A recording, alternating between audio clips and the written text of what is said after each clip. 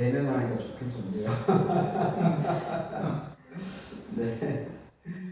저희 오늘 이사야서로 35장 1절 6절 말씀을 살펴보도록 하겠습니다. 이사야서 35장 1절 6절 한 목소리 하고 읽어보도록 하겠습니다.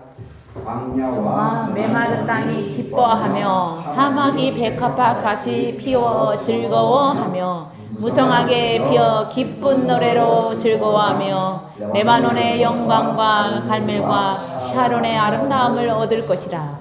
그것들이 여호와의 영광 곧 우리 하나님의 아름다움을 보리로다. 너희는 약한 손으로 강하게 하며 떨리는 무릎을 굳게 하여 너희에게 이르기를 굳세어라. 두려워하지 말라. 보라, 너희 하나님이 오사 보복하시며 갚아주실 것이라. 하나님이 오사 너희를 구하시리라 하라. 그때에 맹인의 눈이 밝을 것이며 못 듣는 사람의 귀가 열릴 것이며 그때에 저는 자가 사슴같이 뛸 것이며 말 못하는 자의 혀는 노래하리니 이는 광야에서 물이 솟겠고 사막에서 시내가 흐를 것이미로다. 아멘.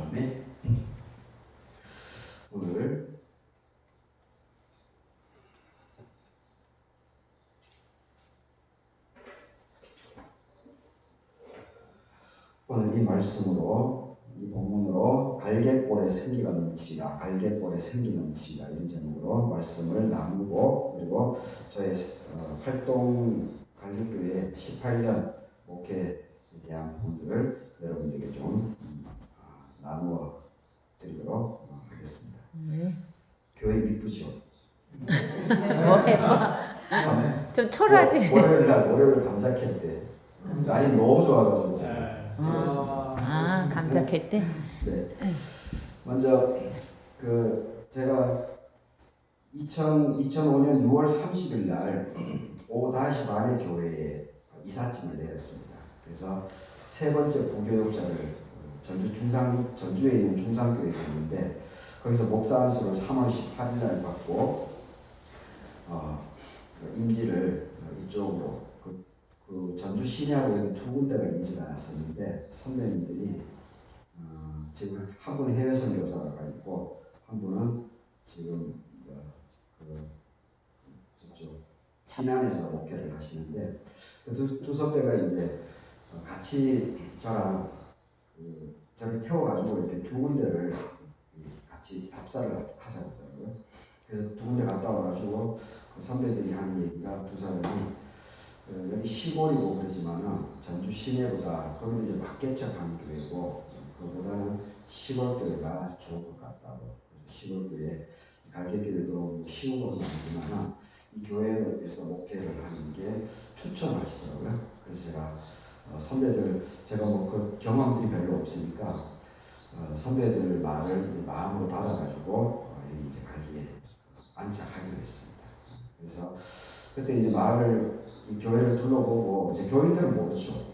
제가 왔는지 안 왔는지를 교인들은 모르고 그리고 이 갈기교회 뭐 쉽게 오려고 하는 사람들이 별로 없기 때문에 그래서 이제 제가 혼자 이제 마음의 결정을 하고 혼자 생각한 것이 시골 교회를 거쳐가지 말아야 되겠다 그 생각을 했습니다.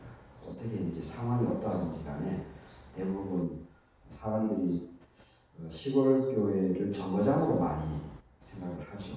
그래서 한 기본 2년에서 3년 정도 있으면 뭐 목회자가 오래 얻어먹지 않으니까 다른 데 임지를 옮겨도 뭐 이렇게 할 말이 있으니까 보통 이제 그렇게 일반적으로 많이 하죠.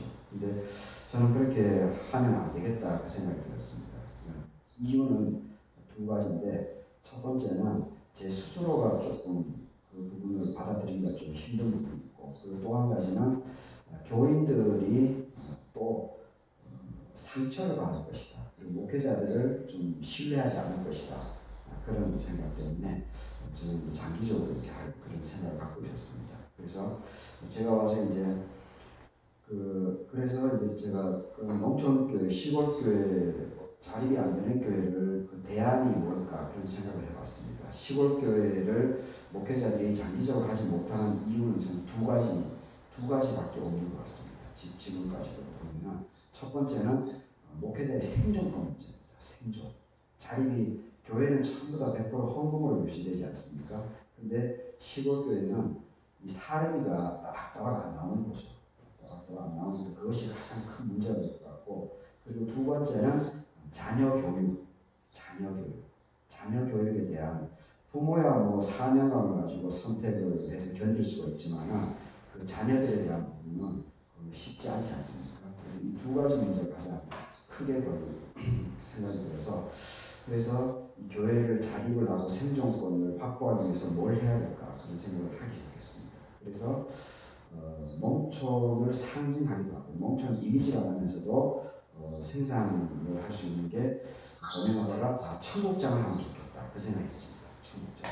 그래서 제가 청국장을 하기로 결심을 하고, 그때 이제 6월부터 교우들에게 제가 이제 얘기를 했습니다. 얘기를 하니까 당연히 시골 어르신들이 전통적인 생활을 갖고 있죠. 그러니까 목회자가 농사를 짓는 자체가 용납이 안 되는 거죠. 이해도 할 수가 없고. 그래서 하여튼 계속 이제 교우들하고 계속 얘기를 하면서 교우들도 이제 어쩔 수가 없죠. 목회자 사례를 뻔하게 해줄 수가 없으니까, 그리고 목사의 의지가 저렇게 되니까 이게 농사를 짓자라고 이렇게 하게 됐습니다. 이게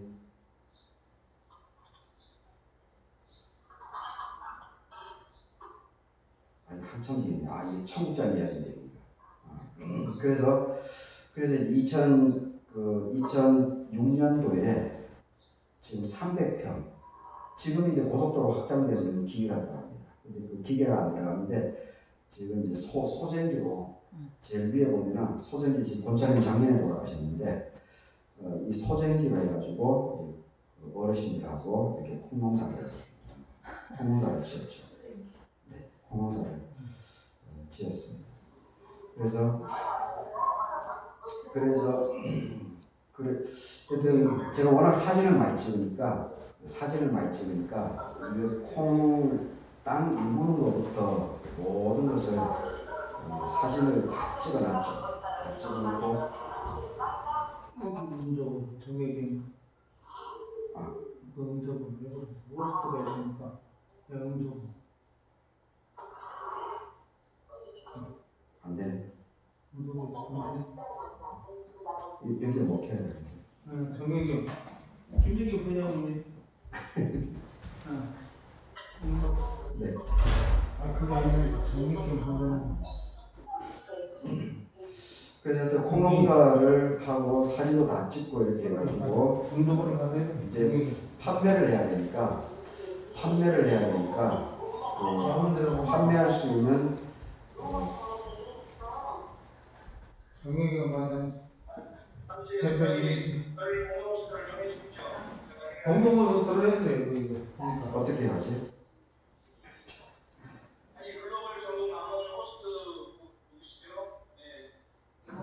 공동으로 들어야 돼요. 당연하니까.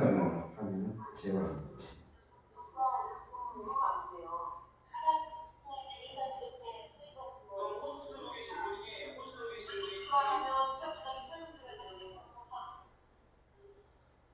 김다라고 잠깐만요.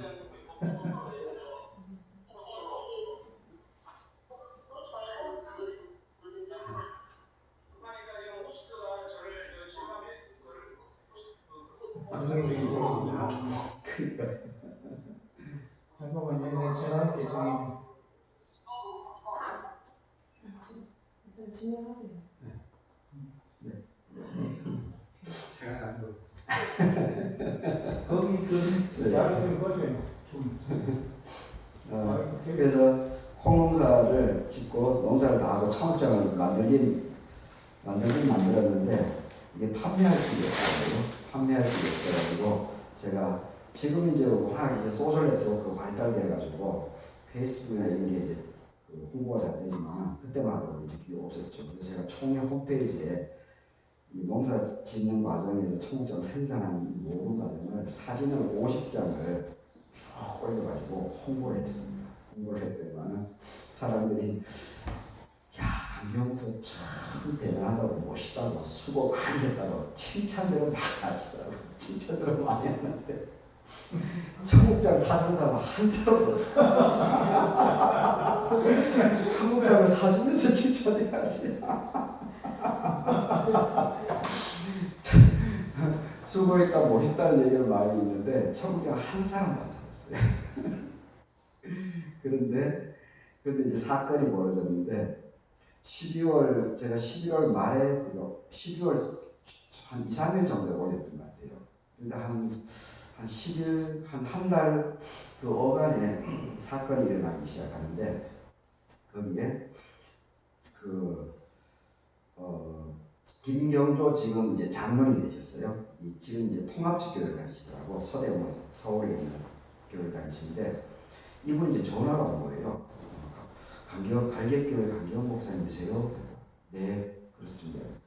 제가 소식을 들었다고 그러면서 본인이 한번 교회를 찾아오고 싶다고 하시더라고. 그래서 이분이 2007년 1월 마지막 주 주일 날 이렇게 두 부부가 오시더라고요. 부부가 이제 오셔가지고 이렇게 우리 교회 이제 예배를 하시고 예배 드리시고 그리고 본인의 이 상황을 말씀해 주시더라고요. 그래서 얘기를 이제 들어보니까 이분이 이제 89년도부터 이제 개인 사업을 하시는 것 같아요. 개인 사업을 하시면서 이분이 이제 서원 기도를 했다고 하시더라고요. 서원 기도. 그래서 늘 10의 1조는 본교회, 10의 1조는 본교회에 하고 그리고 10의 1조는 어려운 농어 산촌에 있는 교회 여기에 3년 주기로 하기로 하셨다고 하더라고요. 그래서 그때부터 이제 변함없이 그 3년 주기로 이렇게 하셨다고 하더라고요. 근데 하다 보니까 이제 문제가 뭐가 생겼는가 하면은 그분 장로님은 그 목사 개인에게 준 것이 아니고 교회에 준 것인데 좀 오해가 생겼었나 봐요. 그래서 그걸 이제 어떤 교회 그 목사님이 그걸 개인 비용으로 다 교회에 이제 알리지 않고 쓰셨는가 보더라고요. 그래서 그 이후로는 한 번 꼭 인사하고 한다고 하시더라고요. 인사. 그래서 교회 전체 필요로 좀 쓰게 하려고. 그래서 그러면서 이제 그분이 하신 얘기가 뭐냐면 그 아버님이 우리 교단교회셨더라고요. 우리 교단교회 어려운 시골에서 한평생 목회를 하셨더라고요.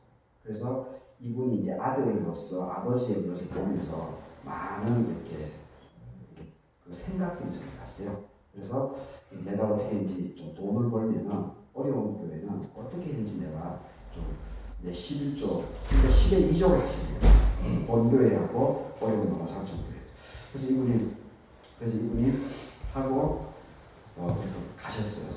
그리고 그때 그리고 나서 꼬박꼬박 40만 원에서 100만 원씩이 꼬박꼬박 매월 입금이 돼요. 그리고 한 번도 연락이 없어요. 그래서 제가 뭐 성경 편지나 이런 걸 해야 되잖아요, 보통. 근데 제가 그런 스타일도 아니고. 근데 제가 농사를 지으니까 감자 농사를 짓고 그리고 청국장 하고 하면은 꼬박꼬박 이제 그때 한 박스씩 감자를 드리고 청국장을 드리고 그거 외에는 제가 한 것이 없습니다.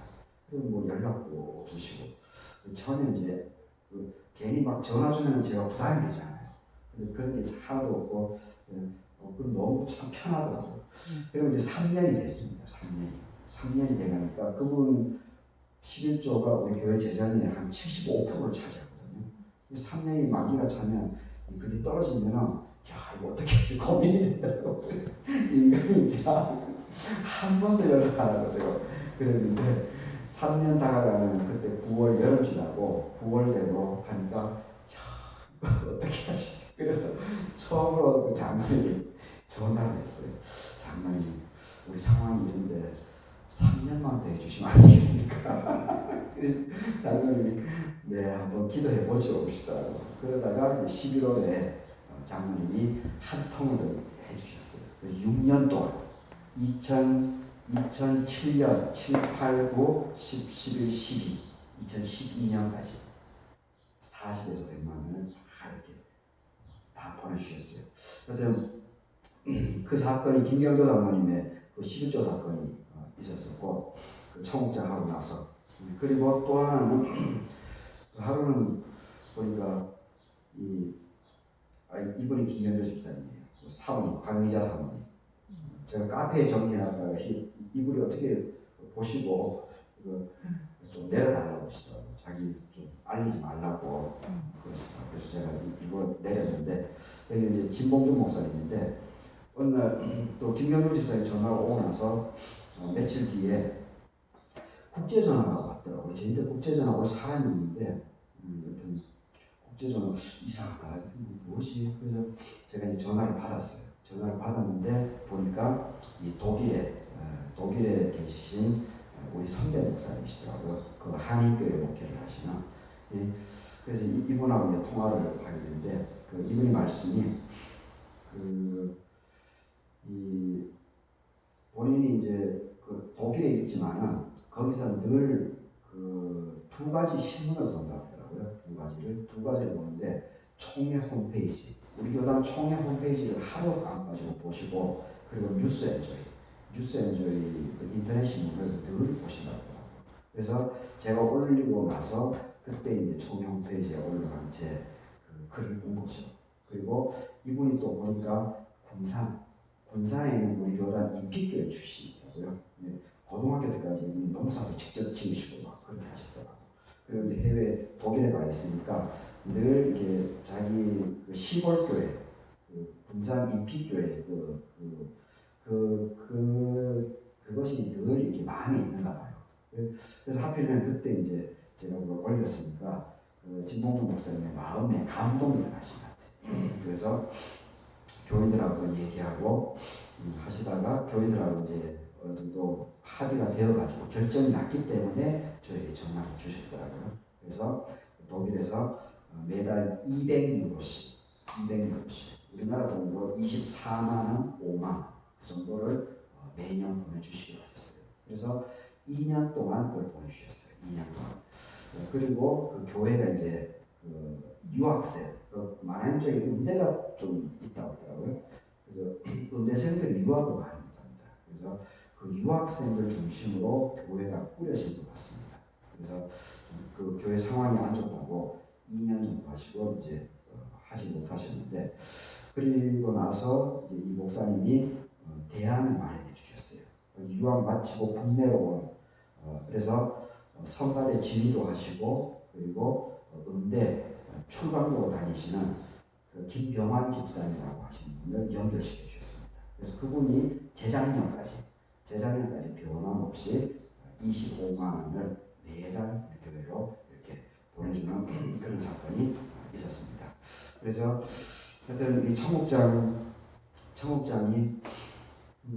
어떤 효자로서 독특한 거죠. 효자로서. 그래서 그리고 나서 진봉준 목사님이 나중에 또 한 2008년도에 저에게 전화해 주셔가지고 저를 독일로 초대해 주셨어요.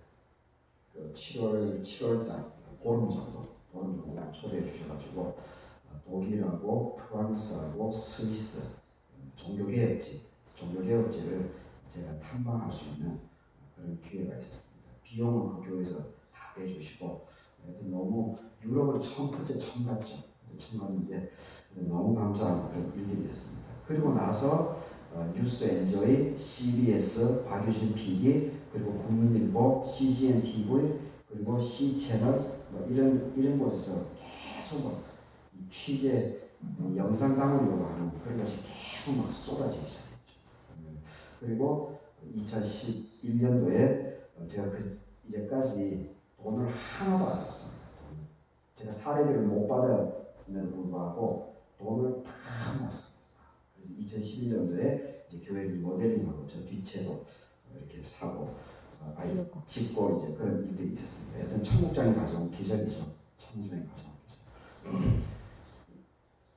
그래서 그때 제가 제 마음에 깊이 다가온 것이 바로 이사야서 35장 이 6절의 말씀입니다. 여러분들이 잘 정신없이 바꾸게 오느라고 못 봤을 텐데 좀 이따 저 교회 앞에 가면 벽화를 그려놨는데 그 벽화에 이사야서 35장 6절 이 말씀을 제가 적어놨어요. 마른 땅에 샘물 솟고 갈대골에 생기가 넘치게 될 것이다 라고 하는 이 말씀을 제가 35장 6절에 말씀이죠. 광야에서 물이 솟겠고 사막에서 시내가 흐를 것이다. 이 말씀이 어떤 그 초반에 저에게 이렇게 큰 울림으로 다가왔기 때문에 제가 일부러 벽화도 그리게 하고 그렸고, 그리고 거기에 대한 이 말씀도 거기에 일부러 새겨놨습니다. 제가 변치 않고 그 말씀을 기억하면서 이 교회를 잘 섬겨야 되겠다 그런 마음으로 그렇게 하게 됐습니다. 그래서 지금 청국장이 가져온 이 선물이 아주 큽니다. 그래서 저는 꼭 이걸 책으로 기록을 해가지고 간증거리죠. 간증거리. 그래서 사람들이 많이 알리면 하나님의 역사가, 제가 한 것은 이 시골 교회를 거쳐가지 말아야 되겠다라고 하는 그 한 가지 생각밖에 없었습니다. 한 가지 생각만 부여잡고 그냥 이렇게 묵묵하게 온 것 외에는 하나도 없습니다. 그런데 그 모든 것들은 하나님께서 이렇게 다 이렇게 연결해 주는 걸 보면서 정말 뜻을 세우면 내가 그냥 나에게 주어진 현장에 최선을 다하게 되면 모든 것은 하나님께서 그냥 알아서 해주시는구나. 하나님께서 알아서 해주시는구나. 그러니까 그걸 제가 많이 깨닫게 됐어요. 실제 제가 체험하고 있는 거죠. 그래서 이 우리 하나님이 지금도 살아계시고 역사를 해주시는구나 라고 하는 것을 제가 아주 담대하게 어디에든지 이제 얘기를 할 수가 있게 된 거죠. 그건 그렇습니다. 여튼 그리고 제가 이제 우리 마을하고 전체적으로 간략하게 벌써 12시가 가거든요. 간략하게 소개를 하도록 하겠습니다. 우리 마을 사계절 모습을 제가 사진을 다 찍었습니다. 사계절 모습. 우리 마을이 동서남북으로 지금 이 뒤쪽으로 바로 백두대간 주농산이 흘러가고 있고, 여튼 남쪽으로 지리산이 곧바로 이렇게 보이는 그런 곳이 있습니다. 지금 이제 코로나 때문에 마을분들이 이제 야유회를 못 가는데 매년 벽시 모내기 전에 벽시를 이렇게 쌍 튀고 나서 4월 중순경에 야유회를 합니다. 그래서 제일 위에 거는 이 마을이 70년도 여기가 면 소재지였어요. 1928년에서 85년 6월까지 면 소재지였기 때문에 300가구 1,500명이 살았던 곳입니다. 아주 컸죠. 70년도에 동서가 너무 크기 때문에 행정구역으로 동서가를 분리시켰습니다. 그래서 지금 동서가 3년에 한 번씩 같이 이렇게 야유회도 하고 그렇게 했습니다. 이 마을이 800년 된 참 아름다운 마을입니다. 많이 퇴락해져 가고 있어서 참 안타깝죠. 그리고 우리 교회는 1928년 10월 20일에 만들어졌고, 그리고 올해 93년, 작년에 내가 PPT 만들었구나. 93년째입니다. 지금 전교인 11명, 7과정입니다. 평균 연령이 지금 한 72살 정도까지 됐습니다. 71년 총회 기록 자료인데, 여기 이제 그때 이제 서달수 목사님, 지금 서울에 가 계시죠. 지금 은퇴하셨고 서달수 목사님이 계셔서 이때가 이 교회가 가장 왕성했던 곳입니다. 아마 전국적으로 다 그럴 겁니다. 시골 교회들은 이때 영감집에는 208명으로 보고하고 있습니다. 우리 교회 208명, 바로 옆에 있는 서쪽 교회도 이 정도가 있었죠. 그러니까 한 450명 정도는 이 마을에 1,500에서 450명 정도면 거의 한 30%, 34% 정도가 이 교회를 다녔다죠. 근데 만약에 이게 교회가 분열이 안 됐으면 53년도 교단 분열이 안 됐으면은 아마 이 마을에 아마 한 60% 정도는 아마 복음이 교회를 다 다니지 않았을까 그런 생각입니다. 근데 이제 마을에서 분열이 일어났기 때문에 서로 이제 일가친척 여기 형씨, 함양박씨, 직성촌입니다. 그러니까 서로가 연결되어 있죠. 그러니까 눈치 보느라고 이렇게 어느 교회도 가지 못하고 그런 좀 안타까운 그런 현장이기도 합니다. 이 교회 그래서 이제 제가 와서 이제 야외 예배도 교회 숫자는 별로 안 되지만은 5월달에 야외 예배도 부활시키고 가서 보물 찾기도 하고 뭐 이렇게 재미있었습니다. 제가 처음 왔을 때는 17명이었었는데 28명까지 늘어났지만은 한 사람씩 두 사람씩 돌아가시고 이렇게 하면서 지금 11명이죠. 고남산에 올라가서 야외 예배 드리고 저 뒤쪽이 이제 우리 김정일 부회장님 사시는 그 서북문서 쪽입니다. 그리고 봄신방 그 정을 지금은 이제 지금 우리 마을에 좀 사라졌는데 제가 갔을 때도 한 4, 5년 정도가 지진밟기가 있었어요. 지진밟기가 정월 대보름에 지진밟기 말마다 다 하지 않습니까? 제가 이제 너무나 신기하니까 너무나 인상적이어서 따라다니면서 막 사진 찍고 이렇게 자료를 정리했죠. 그렇게 하다 보니까 밤에 이제 카페를 정리하다 보니까 몇 년째 그걸 경험하니까 어느 날 문득 어떤 생각이 드는가 하면 이거 봄신방하고 정월 대보름의 지진밟기는 똑같다라고 하는 깨달음이 왔습니다. 정신적으로는 똑같은 거죠.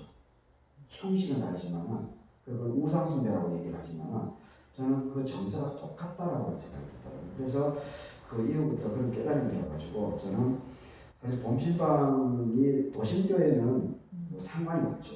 도심교회는 상관이 없지만 농촌교회는 저는 봄신방이 정월 대보름 어간에 하는 것이 맞지 않을까 그런 생각이 듭니다. 이 10월 정세에 이게 맞는 것 같습니다.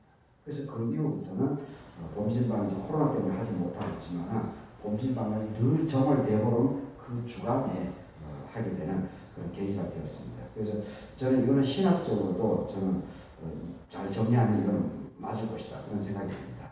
그리고 교회 역사가 되는데 이게 교회 역사가 오래되긴 했는데 이게 후원에 이게 보통 모교회를 찾아오지 않습니까? 찾아오는데 우리 교회는 그게 맥이 없습니다. 서쪽 교회 같은 경우는 같은 마을의 교회임에도 불구하고 저쪽에는 출신자들이 자기들끼리 조직을 만든 겁니다. 그래서 매달 20만 원씩을 교회에 후원을 주고 있습니다. 그리고 이분들이 10월 마지막 주인가 그때 찾아와서 같이 예배드리고 이렇게 자기들끼리 교제 나누고 이것이 저 교회에는 안착되어 있습니다. 근데 여기는 역사가 더 오래된 거고 그리고 출신자들이 많음에도 불구하고 그게 없는 거죠. 이유를 가만히 생각해 보니까 여기가 상처가 많은 겁니다. 상처가. 일단은 교회가 두통만 났고 53년도에. 근데 분열돼서 나간 사람들은 이렇게 결속력이 있지 않습니까? 근데 여기 있는 사람들은 그게 상처가 남는 거죠. 일단 그게 상처가 있고 그리고 67년도 그 어간에 우리 교회에서 저 산자락 백두대간 주능선 그 산 밑에 거기에 5km 교회 한 개밖에 없었으니까 여기가 그 멀리서 이제 오는 사람도 있어가지고 단회에서 결의를 해서 돈을 모아가지고 그쪽에 교회를 세웠습니다. 그건 좋은 거죠. 그래서 그 분가 개척시켜줬고 그래서 이제 그쪽에 있는 사람들이 또 안 나오게 되고 그리고 89년 그 어간에 또 젊은 12가정이 떨어져 나가고 있습니다. 그래서 그분들이 지금 감리교가 만들어졌죠. 그러니까 여기 교회가 상처가 났죠. 상처. 그렇게 하다 보니까 그리고 또 목회자들이 장기적으로 있었던 목회자가 한 사람도 없었습니다. 가장 오래 있었던 사람이 저는 이제 18년째지만 가장 오래 있었던 사람이 6년 있었습니다. 그 외에는 8개월 계신 분도 있었고 대부분은 2년, 3년 있다가 다 떠나가고 있죠. 그러니 교인들의 그 상처가 해소가 안 되죠. 그리고 목회자를 신뢰를 안 하고 그러니까 이것이 조직이 꾸려지지 않았지 않을까 그런 생각이 들고 있습니다. 그래서 제가 와서 제가 카페를 만들었습니다. 카페를 만드니까 참 내용이 없는데 별 내용이 없는데도 여기 마을 출신자들이 너무 많으니까 입소문을 탄 겁니다. 마을 출신자들에게. 그래서 이게 카페 회원이 지금도 이제 1000명을 유지하고 있어요. 지금 카페 정리를 못 하는데도 1000명이 계속 이렇게 가끔씩 오는 사람들 한 20명 정도죠. 지금 20명 정도는 하루 안 가지고 오시는데 그래서 이 그 카페 때문에 이 출신자들이 마을 분들도 마을을 따라가 있는 사람들도 제 카페에 들어가지고 자기 부모님들 얼굴도 보이고 우리 마을이 보이니까 고향이 보이니까 좋죠. 그래서 이제 제가 그 모교의 방문의 날을 만들게 됐어요. 2007년도에 모교의 방문의 날을 만들어서 첫해 제가 돼지도 검정돼지도 키우고 했었으니까 그때 돼지를 한 마리 잡고 막 아주 크게 이렇게 행사를 그래서 임원들도 만들게 되고 그렇게 하게 됐습니다. 그래서 그분들이 한 2년 전까지는 한 연 300만 원을 후원해 주셨는데 지금 이제 그게 어려워서 지금 그래도 꾸준하게 연말에 100만 원씩은 후원해서 주고 있습니다. 청국장 이야기는 제가 했죠. 그리고 이 김경조 장로님 그리고 진봉준 목사님 때문에 제가 독일, 스위스, 오스트리아를 갔다 오겠습니다. 그리고 이 청국장 얘기로 이 지금 박유준 PD인데 이분이 서울대 사회학과 출신이더라고요. 서울대 사회학과 출신인데 CBS 들어가 입사를 하셔가지고 처음으로 담당한 것이 지금은 사라졌는데 예수와 사람들이라고 하는 이 다큐를 책임을 PD를 맡았더라고요. 그래서 이분이 뉴스엔조의 기사를 보시고 저는 뉴스엔조의 기사가 길지 않습니다. 짧아요. A4 용지 한 장 반 정도 좀 되려나? 저는 뭐 별 감흥이 없었는데 이 박유진 PD는 그걸 보면서 감동이 됐다고 하더라고요. 감동이. 그래서 어떻게든지 우리 교회를 좀 오고 싶다고 취재를 하고 싶다고 그래서 오라고 했더니만은 이 여자 혼자 갔더라고요. 그래서 혼자서 그때는 여기 제가 지어지지도 않았고 그렇게 이분이 일주일 동안 여기 있으면서 이분이 그 취재를 해서 이 방송이 나가게 됐습니다.